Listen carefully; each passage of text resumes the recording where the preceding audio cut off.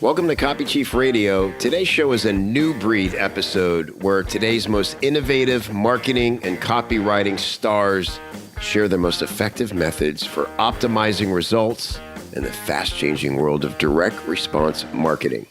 To check out all the Copy Chief Radio episode types, go to copychief.com/CCR.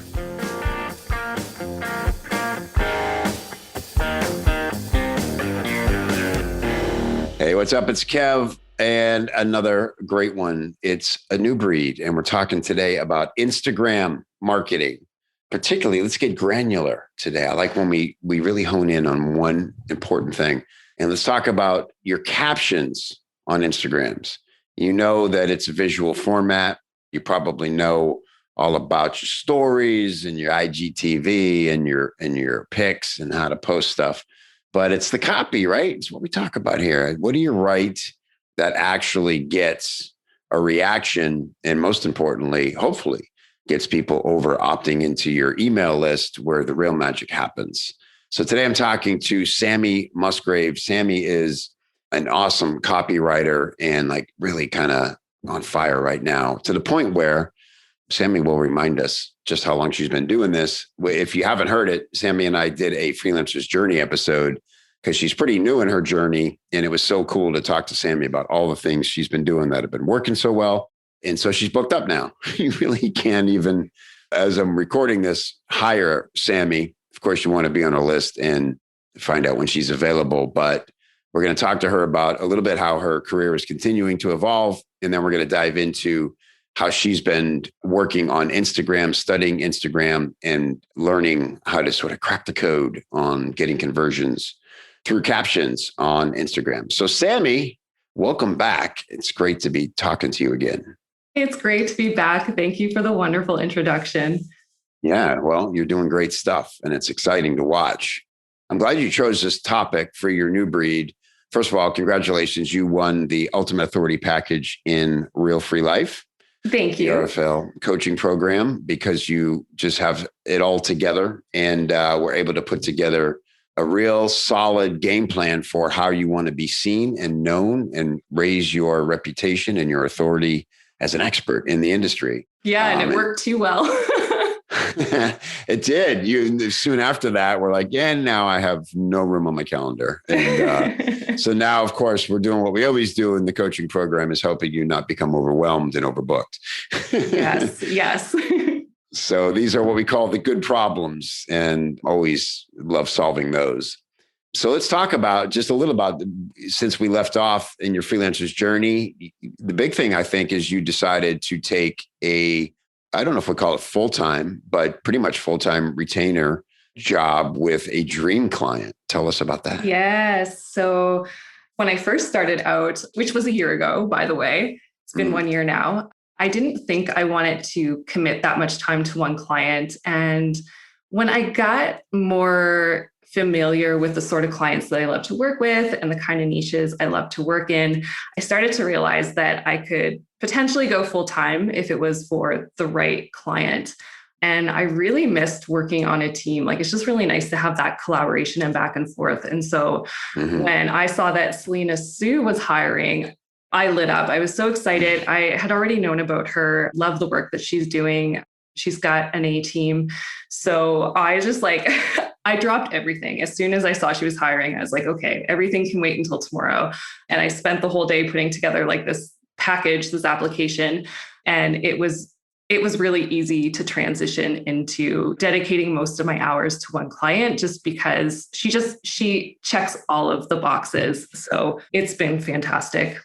Yeah, such a good fit. And I was so thrilled that she chose you. I had a feeling she would get really excited about you.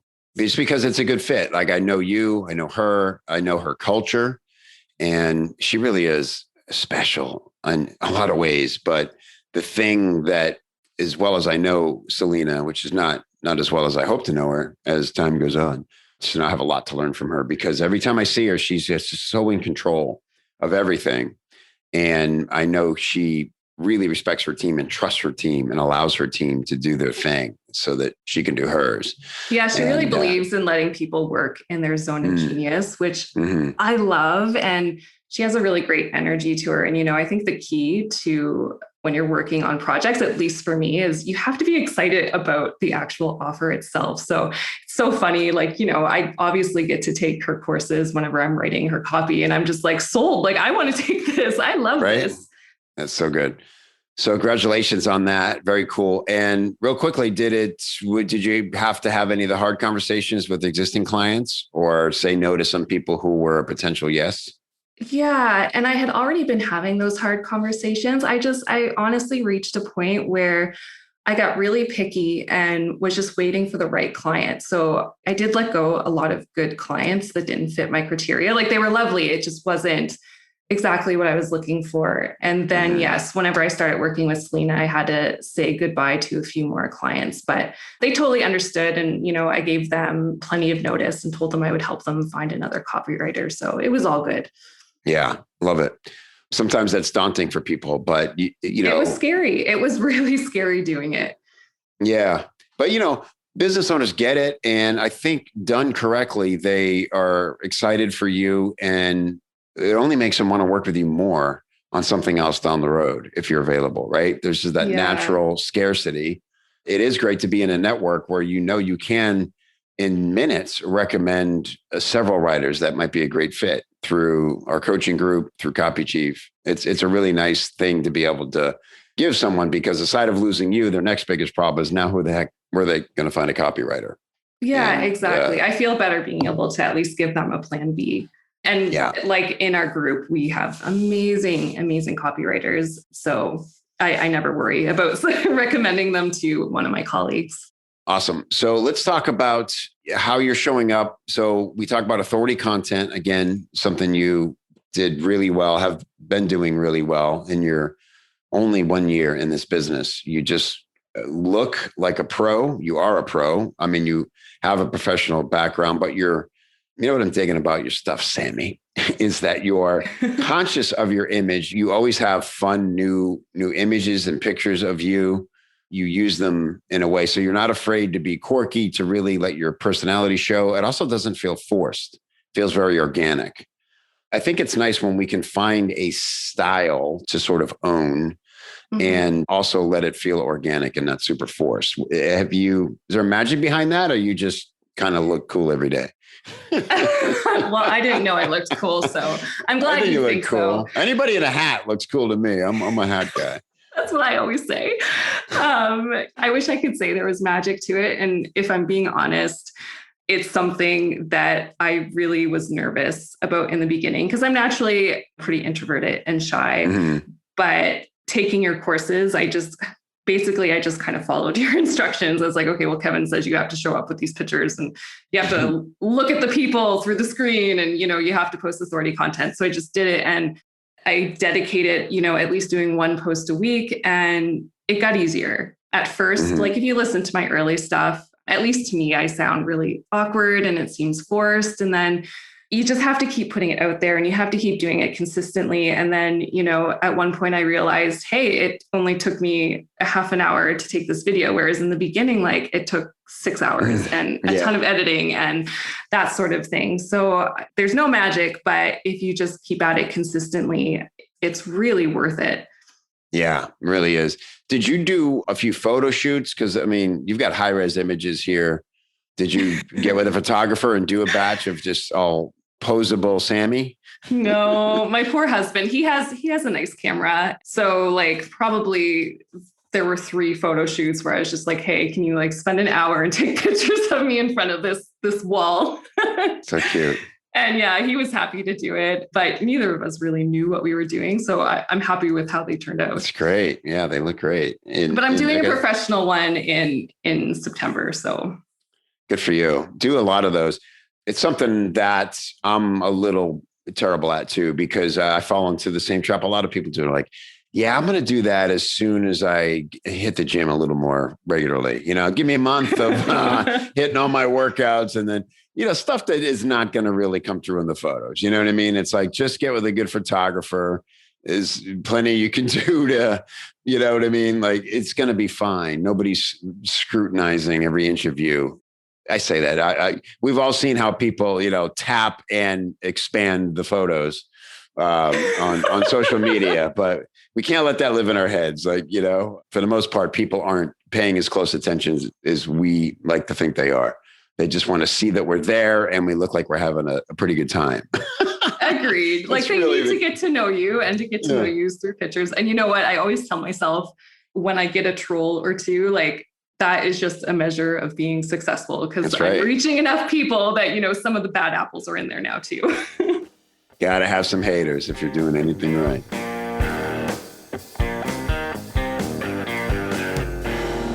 Hey, business owners. I know you're busy. It's right there in the title. And I know you also want to find a great copywriter without jumping through a bunch of hoops because, you're busy. And hiring the perfect copywriter who understands you, your audience, and can nail your voice is more important right now than ever. And look, I can tell you, after sitting on both sides of the table as a freelancer and a business owner, I know that hiring a good copywriter is tough. That's why we've launched our new Here to Hire membership in Copy Chief. It's a special, limited membership that gives you the one thing you want: access to the perfect fit copywriters for your business. So if you're hesitant to hire a copywriter because you've been burned in the past, rest assured, Copy Chief copywriters are a different breed. They're widely regarded as the go-to pros to deliver quality work on time and drama-free. We have writers of all price and experience levels who specialize in your niche. Don't take my word for it. Check out all the details and hear what other Here to Hire clients are saying at copychief.com/hire.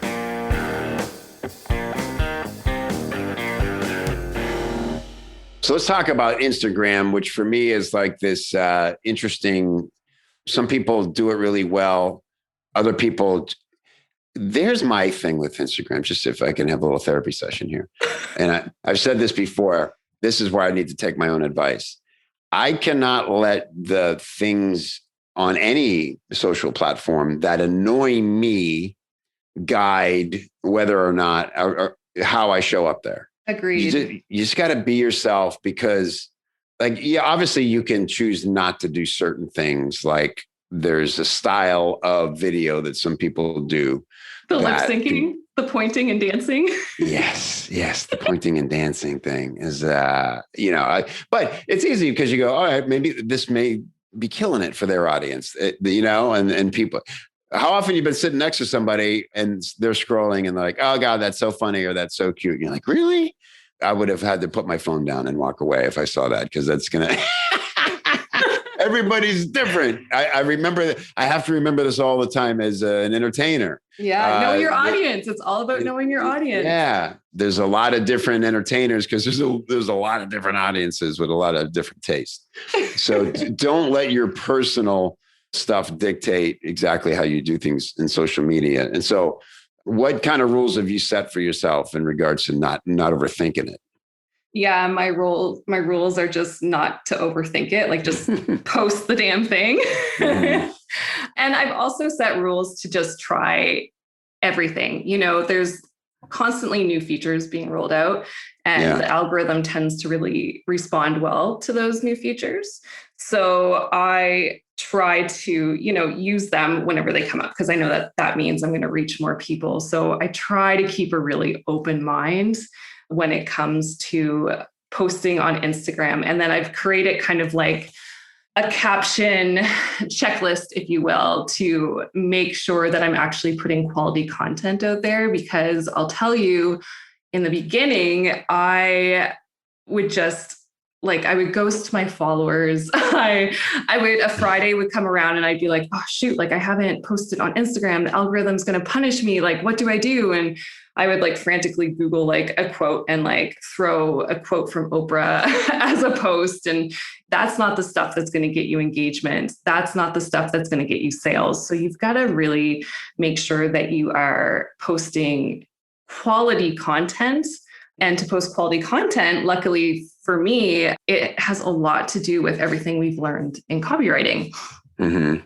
Yeah. So let's talk about the content plan a little bit and specifically captions.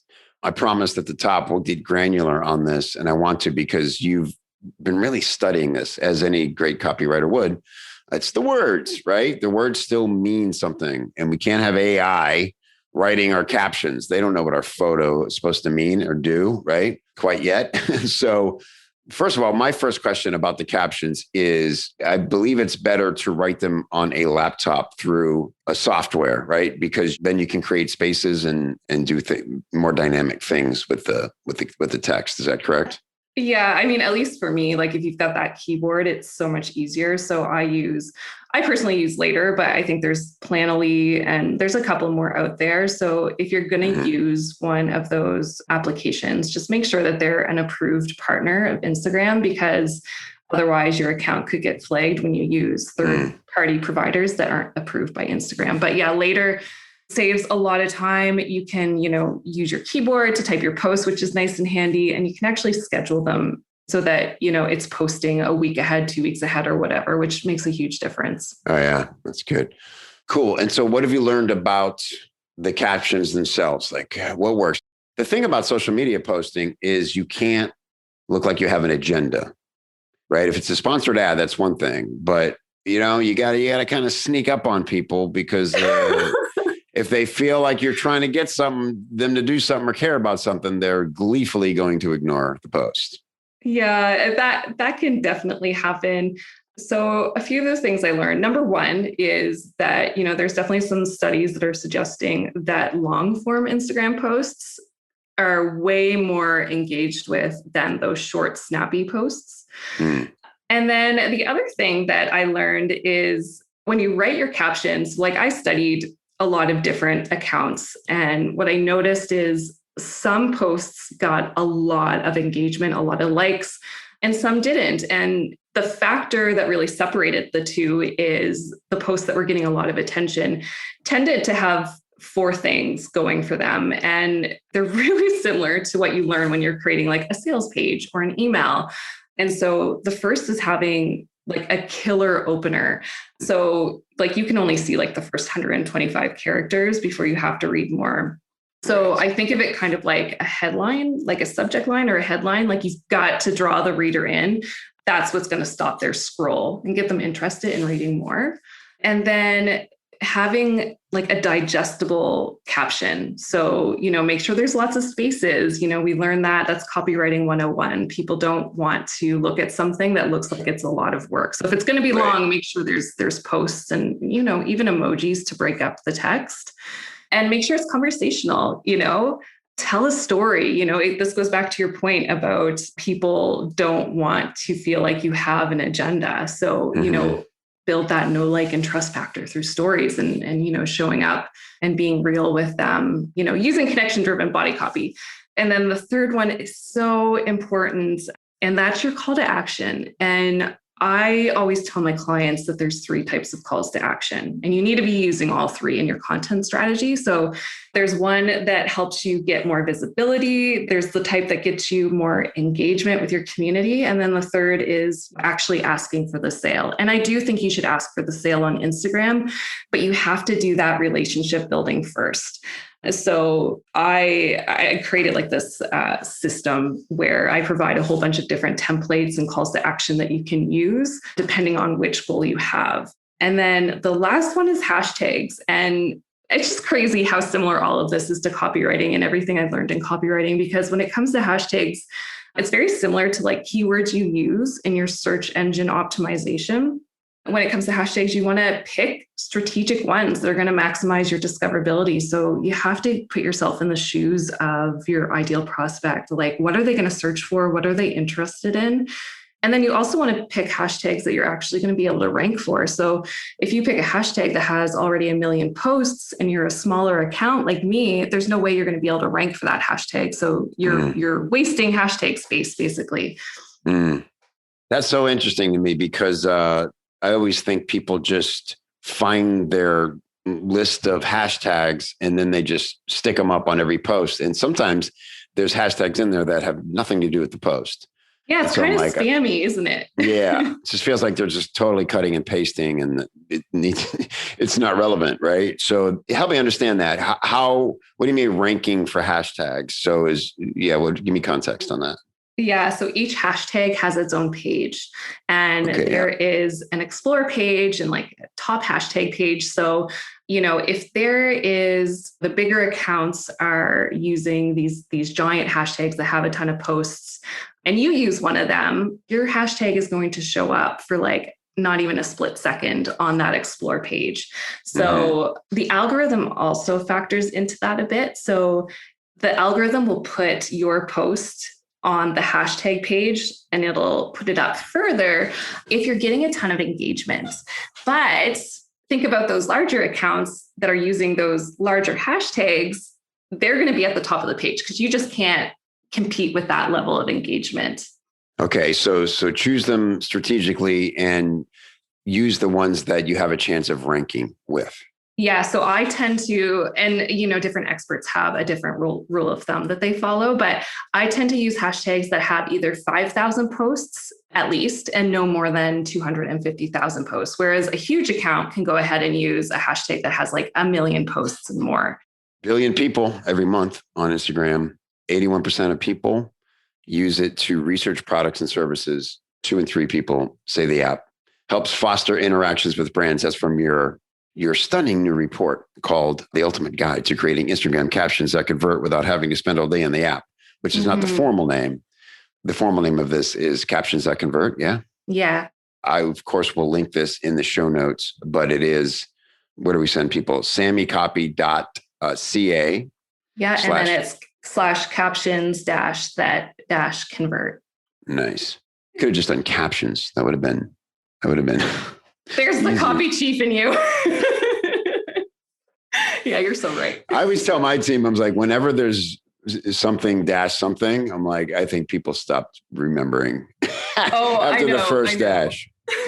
So if you want to change it, we can change it now and just say captions. Would that work for you? Change it. We're just going to do captions. Yeah. All right. And so we're not going to edit this because it's more fun that we don't. But it's everyone, I want you to go to this Sammy. Is coaching in action, everyone.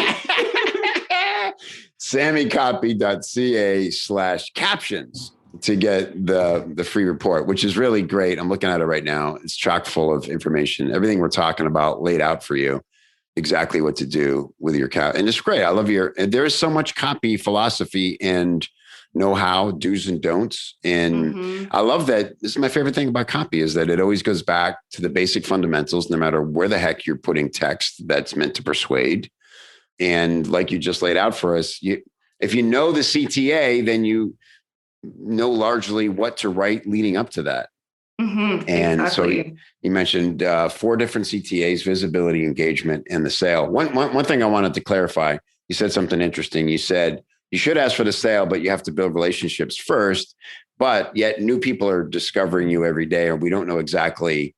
It's not like we have people on a linear path like we would in an email sequence, right? So how do we know if we've built enough relationship to ask for the sale? Yeah. So, I mean, what you can do is even apply a percentage of it. So like, let's say 50% of your posts are engagement building, and then, 20% are sales building. And you can also kind of time it around a launch too, right? So if you're launching something, obviously most of your posts should be with the goal of making a sale.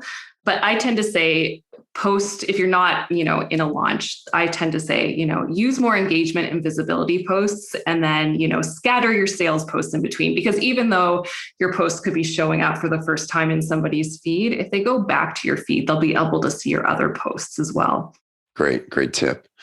Love it. Sammy, just one more thing that you're such a great expert in, because you study, because you're doing the work, because you don't overthink, you're just in the action. I'm really proud of you. I'm really proud of how quickly you're developing here. It's not, thank you. I shouldn't say proud, but they call me Papa Kev for a reason. Thanks, Papa Kev. I can say I'm proud of you.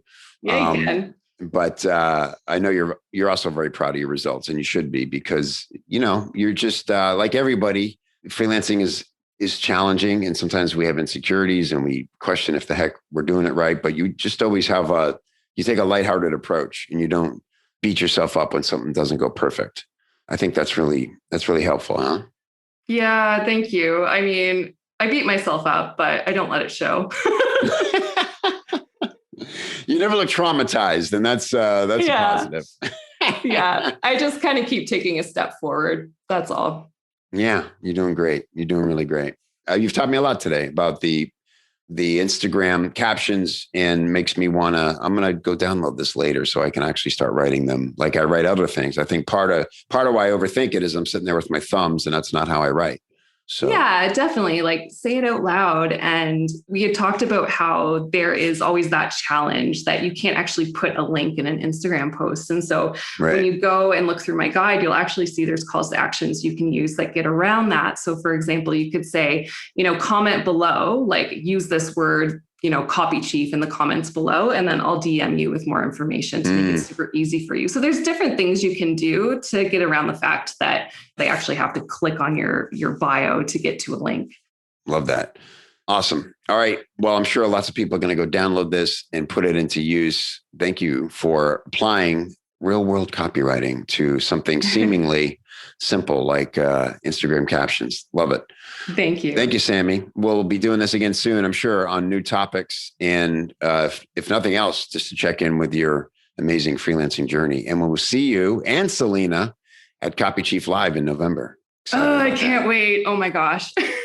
So exciting. Yeah. And Marcella's going to be there. Yes, I know. The fam is back together with new faces. And every year it's like the family reunion that just has somehow new family members that everybody's meeting for the first time. It's going to be so good. It's just a party. It's going to be a blast. All right, Sammy, thanks again. Great job. We'll talk soon. Thanks. Bye. Bye.